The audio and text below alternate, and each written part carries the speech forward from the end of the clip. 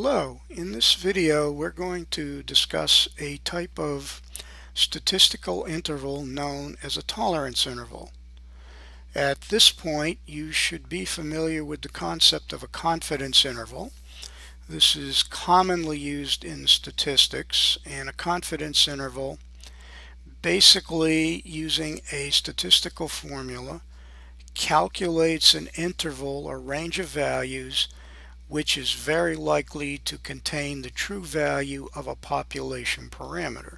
The key is confidence intervals try to bound our uncertainty in the values of true population parameters, such as the mean, the true mean of a population, or if you were doing polling data, you would do a confidence interval to bound the uncertainty in the true proportion of voters who say would vote for a certain candidate. And there are hundreds, if not thousands, of types of confidence intervals. And again, we assume that you have studied the topic and are familiar with them. And we're going to focus in this section on something called a tolerance interval. These statistical intervals are not as well known as confidence intervals, but in many cases can actually be more appropriate to the inference that researchers are interested in.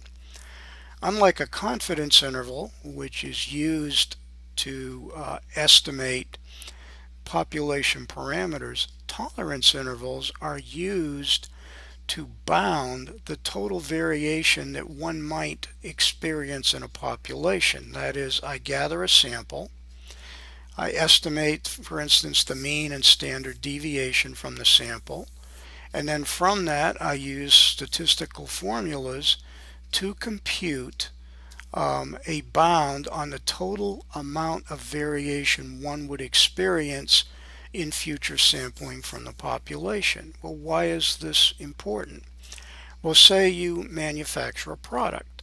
Well, using tolerance intervals, again, collecting sample data using a formula I will show you in a little bit, you then calculate the total amount of variation your customers might experience in future production of your product. Or in healthcare, you might be interested in the total amount of variation in outcomes you would see in patients who were treated by a certain protocol. So quite often tolerance intervals are really more appropriate to the inference that's desired, and often confidence intervals on population parameters are not as important to the goals of the analyst doing the research. So basically how a tolerance interval actually works is you specify a proportion of the total population that you would like to bound. For instance, you'd say, I want to develop a bound on the total variation in the population that would cover 95% of all possible values.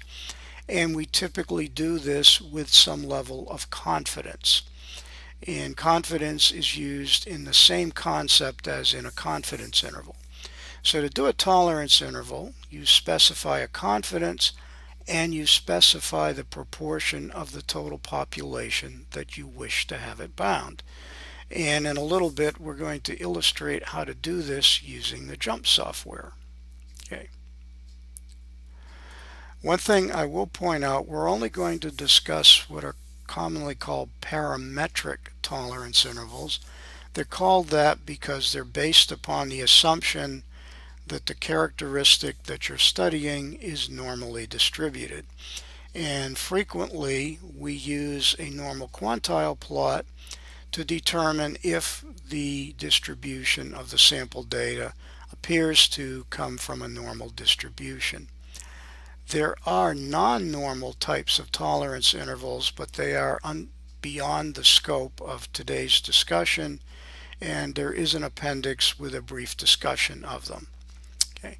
So basically, to calculate a tolerance interval in JUMP, again we're going to jump very shortly, in the distribution platform, just as there is an area where one can do confidence intervals, one can also do tolerance intervals. So at this point, I'm going to actually switch over to an example. And this is called the color rendition index. And this is discussed in the section on confidence intervals. But again, in our discussion, we're going to focus on tolerance intervals. And what these are 20 readings of color rendition index for compact fluorescent lamps. So when you manufacture fluorescent lamps, one of the issues is how well do they render color? How truly do they render it? And there's something called the CRI scale, which is dimensionless, and it runs from 0 to 100. 100 meaning it is a perfect rendering equivalent to pure sunlight. Okay. Well, nothing is 0. If 0, the lamp wouldn't even be on, and nothing actually achieves 100. So for 20 lamps from a manufacturing process, they've been taken in the lab and this color rendition index measured.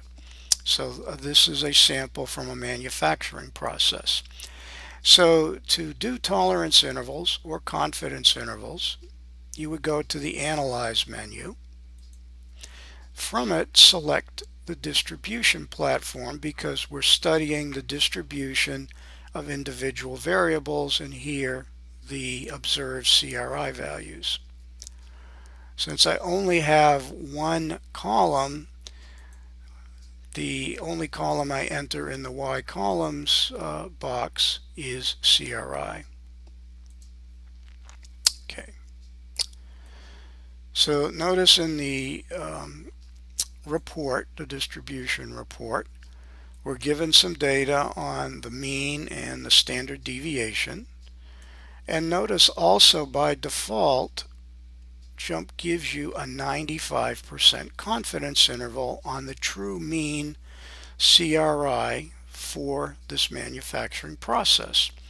So I'm 95% confident that the true mean that this process runs at for CRI is between 57.62 and 61.88. Okay.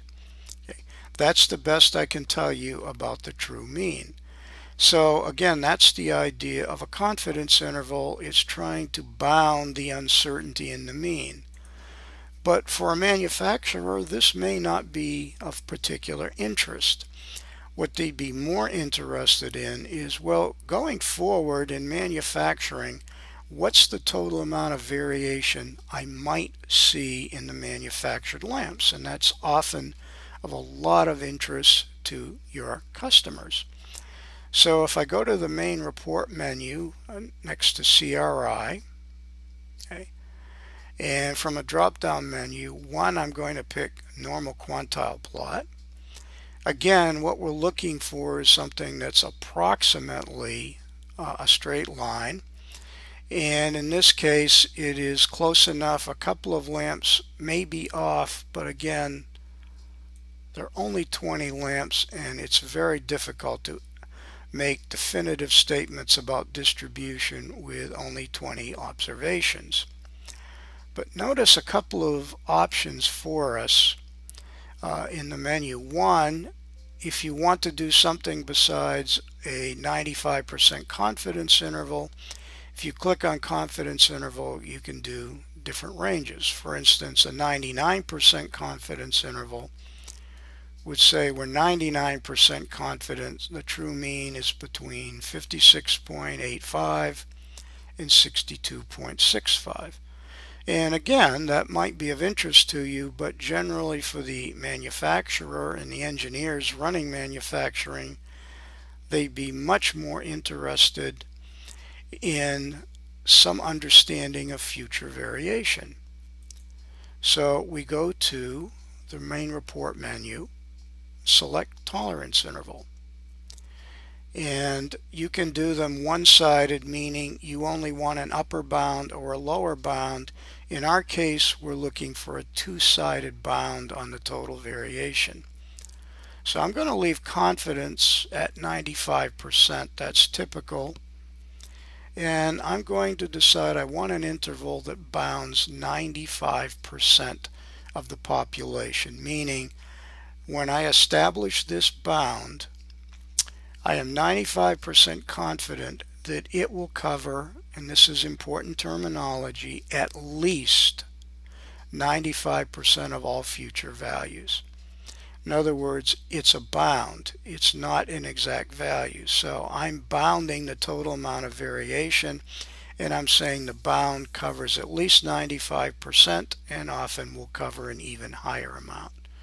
So I'll click OK, and there is the answer. So what this tells us is that at least 95% of future production of lamps will range from a CRI of 47.2 to 72.3. You might say, well, isn't that a wide range? Well, yes, it is a wide range, but there's a lot of variation in the lamps. And likewise, you can go back and you can change and look for other CRI values, tolerance intervals. So here we'll do a 95-90. Okay. Well, notice that the range is a little tighter, but now we're only bounding 90% of the population. And in point of fact, that is basically the idea of tolerance intervals. They're straightforward to compute if you have software. And a couple of things I want to make clear is, number one, when you do tolerance intervals, it's important that you have a stable process. In fact, confidence intervals and tolerance intervals are not meaningful if you have a process that wanders around where the mean and the standard deviation tend to change. And frankly, using run charts or control charts on a process is the best way to check for stability. And finally, as a refresher, if you wanted to hand calculate confidence intervals, this is the standard formula. Okay, these little t values, these are percentile values you get from a student t-table. For the CRI data, it would be 2.093. I'm not going to rehash the student t distribution at this point. And notice this is an interval for the mean, so the formula includes the standard error, which in terms of review is the standard error of the mean. And then finally, to calculate a tolerance interval, this is the formula. Notice instead of the standard error, it involves the standard deviation because this interval applies to individual measurement. And these little constants g are difficult mathematically to derive, and typically lookup tables are used. However, since we're using software, the JUMP software has these values already stored and we don't have to be concerned with it. So that concludes our brief discussion of tolerance intervals. Again, I think they're an important form of inference that often is ignored for some reason in statistics courses, but quite often what you're really interested in is bounding the total amount of future variation.